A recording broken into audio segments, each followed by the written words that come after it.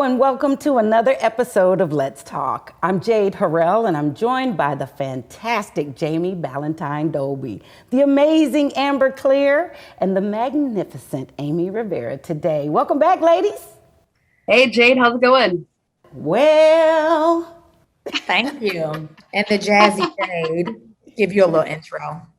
Yes, because that's how I'm feeling, because I'm loving being here with y'all. So, of course, I want to know what you're loving right now. I'll start with you, Jami. Well, it's summer, and we're having it started off a little lukewarm, but we're having a hot girl summer.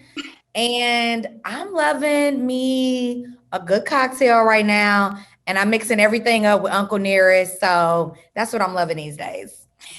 For those who may not know, what officially is Hot Girl Summer? What does it mean to you? Hot Girl Summer is living your best life and doing whatever it is that makes you happy, and being true to yourself. That's what Hot Girl Summer is to me. And whatever else Meg Thee Stallion says too. What about you, Amber? I am loving that I just got my first mammogram and I passed. So I even posted a boob pic on the internet of the image. I was like, ooh, check this out. And it's just a clear picture of the inside of my boob and everything is all good. That's right. And what better view to have of your inner boob than one that's crystal clear. It's funny, but it's so relieving. Mm-hmm. Well, it does make it more comfortable for those of us who may not feel as sure that, if Amber could do it, then we could do it and have some great outcomes too. Amy Rivera, the world of Amy, what are you loving right now? What am I loving? The Hot Girl Summer is the vibe, but I'm loving what's going with it is I'm letting my natural come through so I can be like the hot cougar summer and I'm letting my silver come through. So it's already like doing it. So I'm just enjoying the whole vibe of accepting myself and aging recently during this summer. So I love that's my Hot Girl Summer. I love it. You know what? It's funny you mentioned that because as you're talking about aging, I've already crossed the 100 mark. And so Hot Girl Summer is taking on an all new meaning for me. But what I'm loving right now is that Juneteenth is a federal holiday of celebration of independence of African American people of African descent as well. Now, I saw a couple that had a shirt on, Happy Juneteenth for us free-ish BIPOC people. And I get that we have a long way to go, but I feel like this is a great milestone in the direction of something positive. Absolutely. Yes. Well, let's jump right on in. We have a great segment today. COVID-19 had affected all areas of our lives, including relationships, don't we know? According to a New York Times article, there was an increase in the divorce rate early on in the pandemic. However, the divorce rate plummeted due to many uncertainties. Going through a divorce can be challenging. However, when children are involved, it should be up to both parents to make the transition as easy as possible for the children. Here to talk about co-parenting and his experience is author of If You Can Ever Get Over Yourself, Co-Parenting is Simple. We are joined today by Bill Gobin. Bill, thank you for joining us. Thank you for having me. What a perspective you have, co-parenting. It's almost we forgot that we co-created these children. What is the thing that former couples are missing when it comes to their separation, but the lifelong contract we have as parents to our children? I would say at the core, the main thing that is missing is an understanding that it's not about you. And I say that in so many, consultations that I do. But when a couple breaks up, sometimes you have the amicables that work, are able to work together. More times than not, and this is what my research has shown me, you're going to have one who is bitter. They're carrying, maybe they didn't want the breakup, whatever the reason is. but they can't let go of that pain to think about the child first, because literally I have to tell people, before you even speak, think, is this best for my child or best for me? What am I fighting for here? And sadly, more people fight for to be right, to win, to get back, to avenge something, whatever the reason may be. But I think that's the biggest thing that's missing. Wow. Can you tell us all about your experience and how you've come to this work so that we can get a better understanding of what might be possible for us? Like, how do we even get here based on your work? Well, I'm a single father of two daughters. They're 10 and 11. I have an older daughter who's grown. But I myself, this book and my work came from personal experience. I've been through the family court system, 55 appearances, fighting for, protecting, upholding orders, and things with my daughters. I won every appearance, but 17 of those 55, I had to represent myself because I couldn't afford a lawyer. I mean, we all run out of money paying those guys, if you go too often. But all 17 appearances, I literally wrote my own motion, represented myself against a barred lawyer, and won all 17 judgments.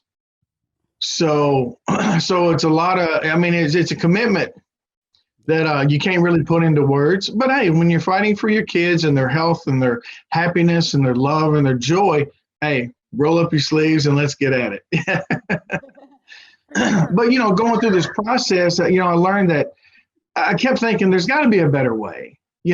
People cannot do this day in and day out. Of course, my situation is extreme. It is not the norm. Excuse me. But there's got to be a better way. And as I started writing this book, I started interviewing people through all platforms of social media. I interviewed over 1,000 people from London to Australia to Canada, anywhere they spoke English. I was interviewing people. And I found out this is a global problem. More people deal with counter-parenting than they do co-parenting. People have misused the word co-parenting. They say, oh, well, now I got a co-parent. Well, but they don't, actually. They counter-parent. That's where, you have the stress and the issues. But all of that combined has got us where we are. And I'm committed to fighting this fight for children who can't fight for themselves. I hear you saying fight for our children. But on the same token, we're talking about not fighting for and over the children. Help us reconcile that space in between. Okay, well, I don't technically mean fighting for, just standing up for, protecting, nurturing, loving, which is what our job as parents are. The minute we find out we're going to be a parent, not at delivery day, but the moment you find out you're going to be a parent, your life is never yours again, ever. Or, it shouldn't be. It should be about your children. And I just try to support couples. I try to encourage them, or ex-couples, that, hey, any decision you make, you got to ask yourself or ask each other, is this best for the kids or is this best for one of us? Because the children are the ones that pay for it long term. They're the ones that's in counseling in adulthood. Sometimes in childhood, because of the stress and the fighting and the drama. And, do you want to live with me or daddy? Do you want to go see daddy? Daddy did this to mama and mama did this to daddy.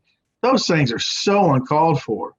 But people can't, as the book says, get over themselves, because those statements come from a place of self-reward for, some reason. Yeah. It sounds like there's a cycle that is created in the dysfunction of parents before, creates the dysfunction of existing parents. And in thinking about what's best for children with two fallible people who are maybe even have come from dysfunction, how do you share or encourage success, and maybe even share how did you find so much success in your fight that maybe we can draw from? Well, I try to let parents know, and you hit the nail on the head. There's a lot of dysfunction in a breakup because both sides technically lose control. They lose emotional control a lot, not the whole time, and maybe even in spurts. But what I encourage, and I actually have people that I've helped before, sometimes come into our Zoom meetings and talk to the other couples and say, hey, this is what Bill encouraged me to do. This is what we've done. I'll even give you an example. I encouraged one couple who was going through the divorce. They hadn't split yet. And I encouraged them because of everything I evaluated. I said, I tell you what, the children are 11 and 12. All their friends are in this neighborhood. They're so close to the school. They've only known this home. I said, you two go get an apartment, a 2-bedroom apartment. And when it's mommy's time to see the kids, mommy's at the house in the bedroom, daddy's at the apartment. The kids, they don't deserve to pack up and live out of a suitcase. Then when it's daddy's time, he goes home and he's in the house and mommy's in the apartment. They actually did that. And it has been amazing because the children's structure and everything that they've known for their whole life wasn't disrupted other than mom and daddy being together in the home. And they just could not. I mean, I think they've been doing it for 4 or 5 years now. Wow. What a clever solution. What? I was saying that was a clever solution and approach, and really glad to see that worked for them. Chime on in, Jami and ladies. I was just saying, I love that. I love that approach. I often tease people saying that I'm married with a co-parenting agreement because my husband has lived out of state for the last 40 years. And one of the biggest things I've learned is my son, transitions back and forth, and it's just the communication and making sure you're clear. But do you believe that children should be involved in the co-parenting agreement, or is it something that just the two parents make, or do you get the input of the child? How does that work? Because I know that, this day and age, kids are definitely more vocal and have a lot of and don't mind sharing them. What's your advice on that? Well, every situation is different. And I think, of course, the older the children are, the more they're going to understand or potentially understand. A lot of times kids, they don't get it. When they start feeling the environment changing, daddy sleeping on the couch or mama's on the couch, or they're not even kissing each other goodbye in the morning, they're not hugging. Kids pick up on all of that and they start processing it to the best of their ability. If the children are old enough, I do try to get their input, especially if there's some extreme circumstances, whatever they may be, but you could have some negative circumstances. And I do want the children's feedback, kind of like a guardian ad litem would in a court case, in a custody case. But you have to take into account how they feel, what some of their wishes are, but really more so, why? What's the reason for those wishes? What have you seen? What have you felt? How has it affected you?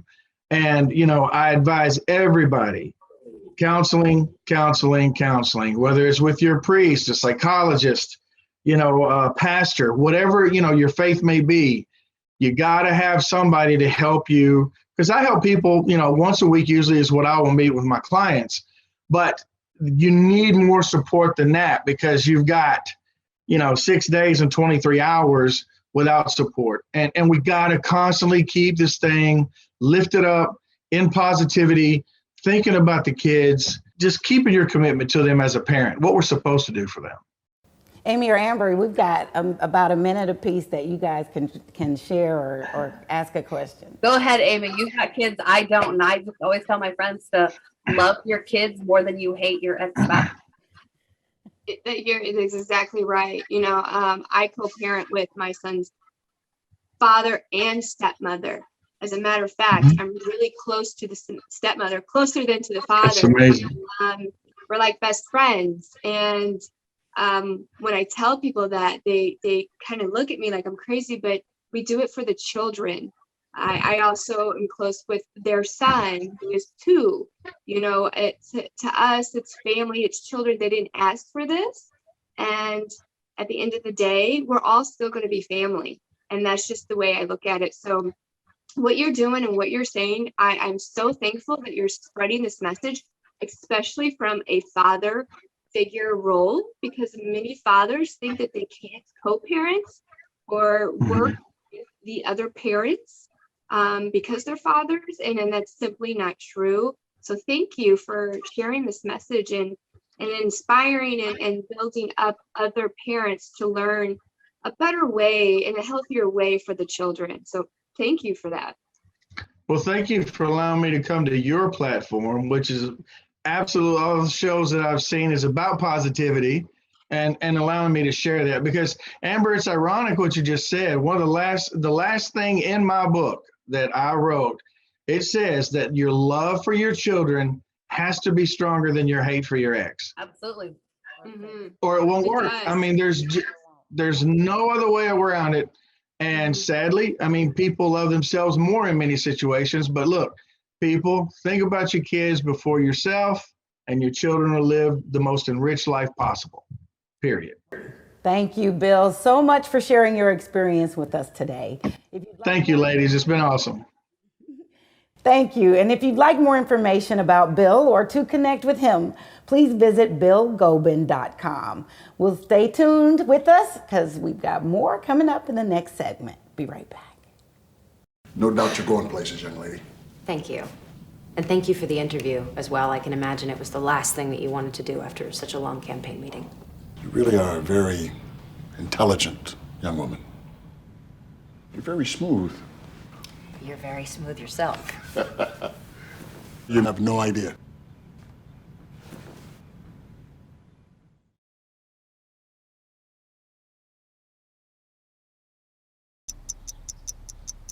I understand. I know it's not your typical resume. Okay, well, But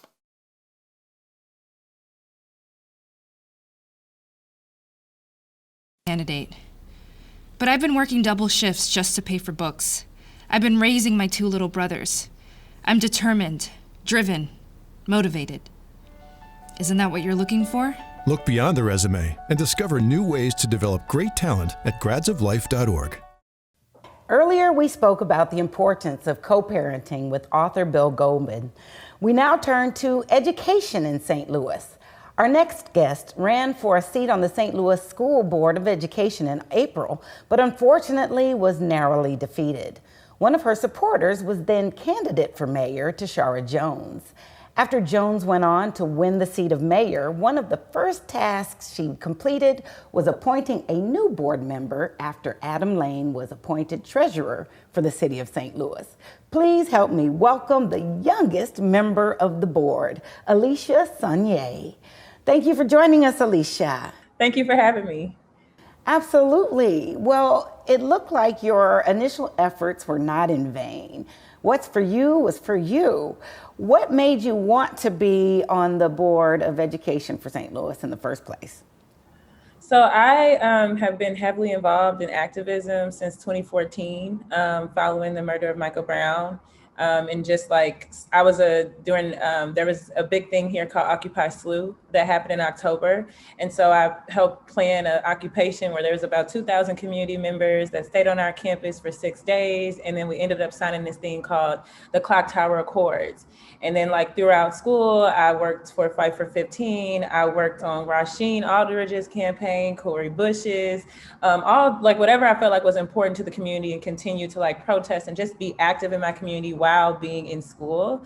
And so I got to see very close from the Clock Tower Accords and like being in meetings with the Board of Trustees and the President of the University, and getting them to allocate money to these things, and seeing like this intimate relationship between community and educational institutions and how much power they have. And so like throughout the years from being involved, people kind of, especially because I was 18 when all of that was happening my freshman year of college. And so everybody always was like, oh, you're going to grow up in, obviously you're going to be in politics or something. And I used to be the one who'd be like, no, never, I would never do that. I think they're all corrupt. But then people started approaching me about running for something. And then it was originally alderperson, and I didn't connect with that as much. But I felt like the Board of Education, with everything that was going on with some of the school closures and thinking about the things that the district was missing, I felt like I could bring some things that we didn't, that were missing, and be an asset in that space. And also just like making people even pay attention to the Board of Education in that race, because that's something that people don't usually pay a lot of attention to. So I decided like, okay, I think I can add to this space. I think I can do this. It's very ambitious because it is a citywide race.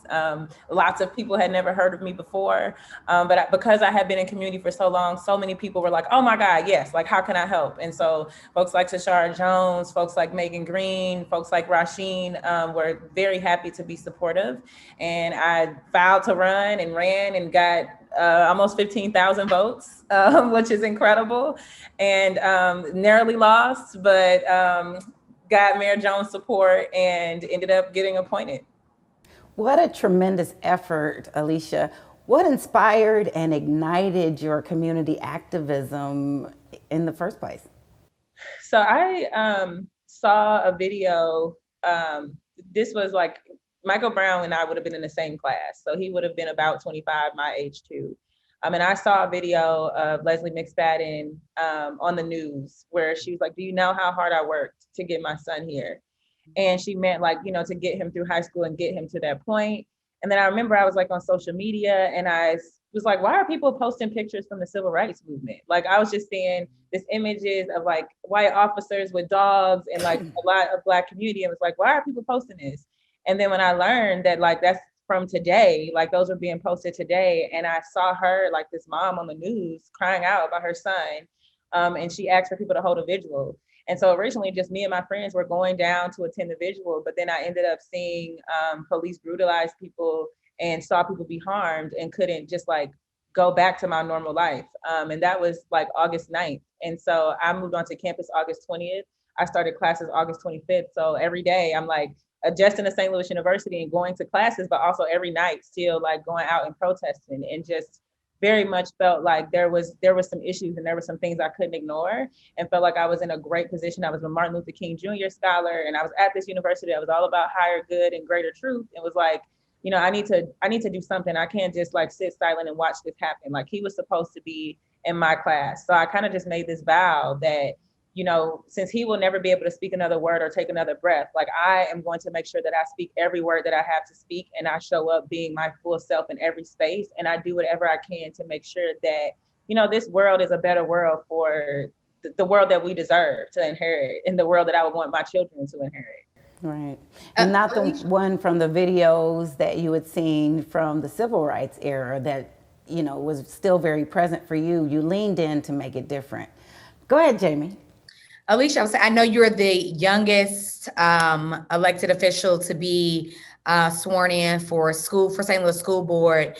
With your age, and you know, you're able to relate to those leaders in the community, but also, you know, not decades removed from being a student, but also not necessarily being a parent of somebody in the St. Louis Public Schools.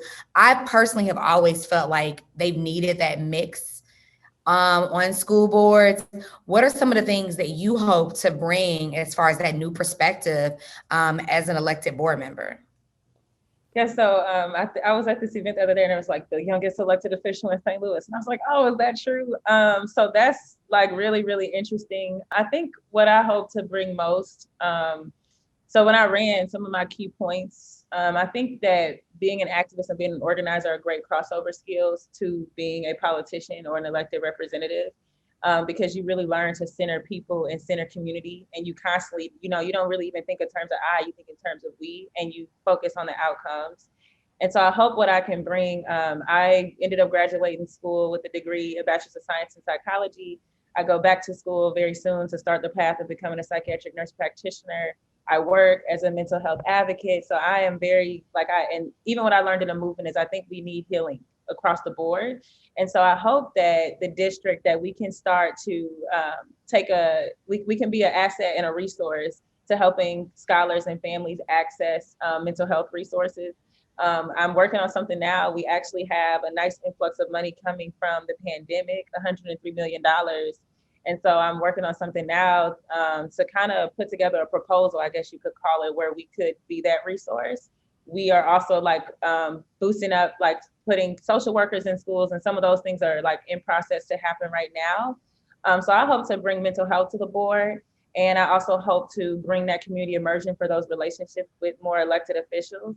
And I just want for the scholars specifically, I want them to know, like, you don't have to wait to be involved and be active in your community. Like, you don't have to wait. You don't have to become a parent. You don't, like, this is your community. These are your schools. You should have a say, and you should have a place at this table as well. So those are the things that I really, really hope to bring to the space. I think one of the things that people fail to incorporate is the working parent, and that you have decades old meeting styles that are from one parent working families. So how do you plan to incorporate working families, single moms into also having a voice? Yeah, so I think the pandemic has helped a little bit with that because everything is kind of virtual now. And so everybody has had to make things more accessible.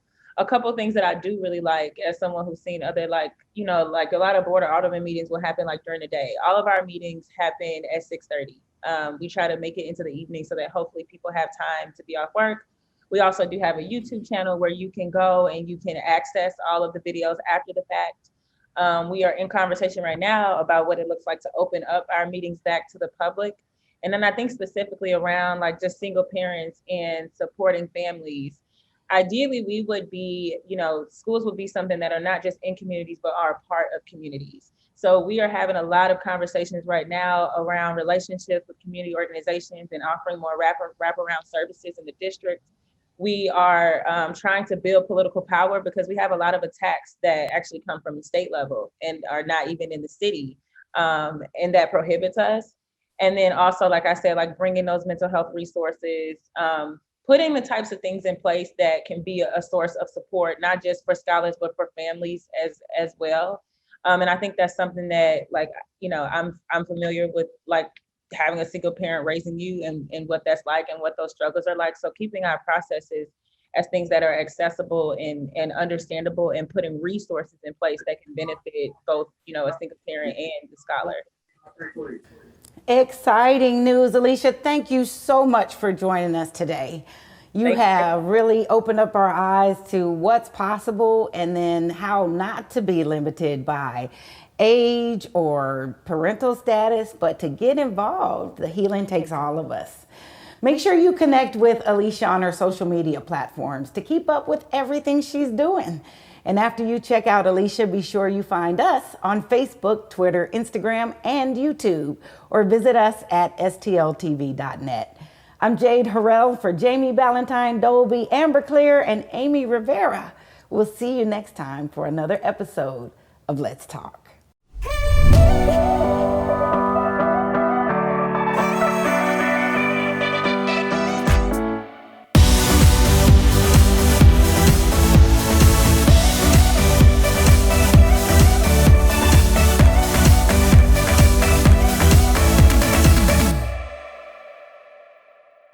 I got to meet Nelly. Where were you? I was at First Form HQ at their Summer Smash, and so I met him and Flowrider and a few other people. I'm like, I had to like compose myself and act like I was cool. Jade, go ahead and give us a test again. Mic check, 1, 2, 1, 2, in the place to be. Run DMC. And there's an echo. I had to mute my mic. There's an echo in the canyon. And is everybody ready? Hmm?